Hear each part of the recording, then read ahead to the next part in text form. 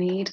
So yeah, hi everyone. You all know me. I work for the Centre for Local Economic Strategies. I'm a researcher in our team. We're a comparatively small organisation, but we do a lot of work around community wealth building. Our primary focus is on local economic development. So hopefully I'll be able to give you a very fast crash course in what we mean and how it relates to energy transition and why this is important in levering participation on a local level.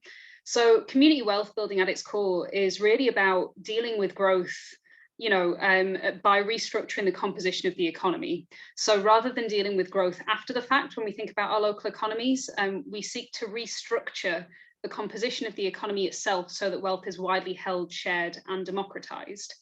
Now, within that context, this is really about developing an inclusive economy. It aims to reorganize and control it, and basically making sure that wealth isn't extracted from our local areas, making sure that it sticks. And we do that by thinking about the development of alternative models of ownership. So thinking about things like cooperatives, worker-owned businesses, community-owned businesses, with wealth really held in the hands of the workers and members of the community, because we know that those sort of businesses are far more likely to spend locally, employ locally, push the money that's spent with them back into the local economy.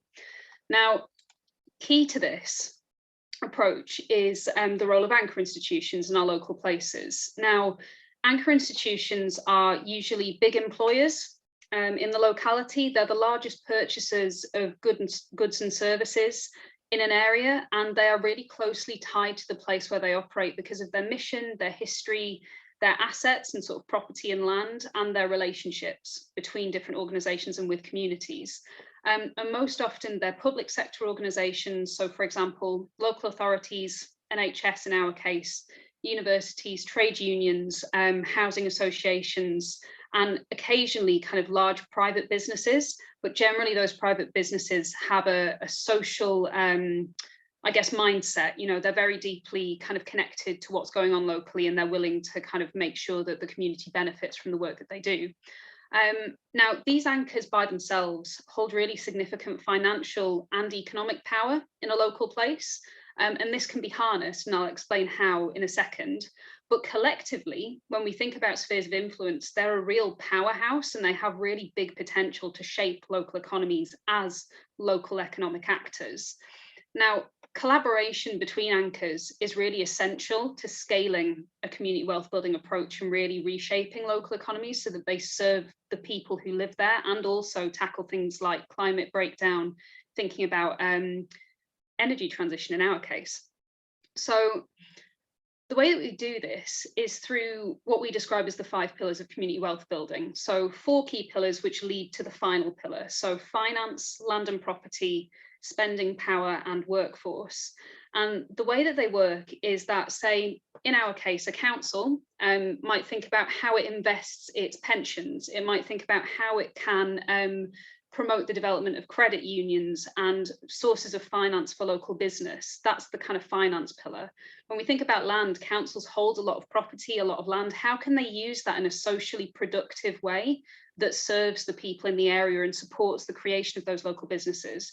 When we think about spend, how are procurement processes using things like social value to make sure that their supply chains draw in locally kind of productive and worker or community owned businesses to deliver the services that they need? We know that councils and other anchors spend massive amounts.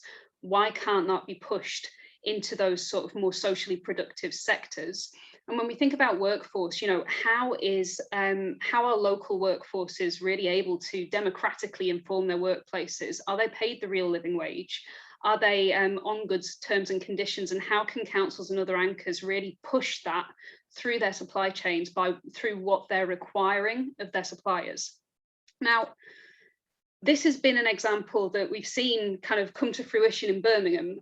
We support an anchor network in Birmingham with, I think, 7 different anchors. Birmingham is the biggest local authority in Europe. It's massive, but they've been doing loads of work collaboratively, pulling together employment programs, pushing people from the housing associations, and housing associations are great around engagement, into the NHS and creating pathways, and really pulling together the potential of their kind of local economic and kind of buying power. Now, the potential of this in the context of energy transition is huge. And I know that we've heard loads around, say, district energy schemes, thinking about the potential of renewables. Now, the reason why I think that this could be an amazing lever for participation is that often these big organizations operate in isolation. They are very, there are partnerships, there are things going on, but it's very rare that every organization understands what everyone's doing. And the important thing to think about within this context is, collectively, how much is spent on energy across our local anchors? How much land and property is there locally? In terms of property and retrofit, there is going to be a huge amount. And if any of you watched the Brussels video, that idea of the public sector really driving, new obligations, new requirements around energy, around standards, and as well thinking about how they can support the development of local supply chains when it comes to retrofit. Surely we want energy, like money spent on energy transition, to go to our local communities rather than massive extractive providers. And that's not always going to be possible.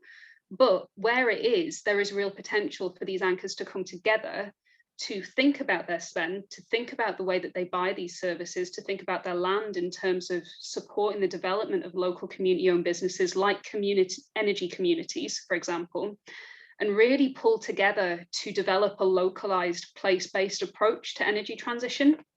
Now, just one quick example, and then I'll stop because I'm conscious I don't want to go over time because we only have a limited amount. But we are currently, I'll go back one. We are currently doing a project looking at community wealth building approaches to energy transition. And as part of that project, we did a series of deep dives. I'm only going to go briefly into one section of one of them because I'd love to speak more, but we don't have time.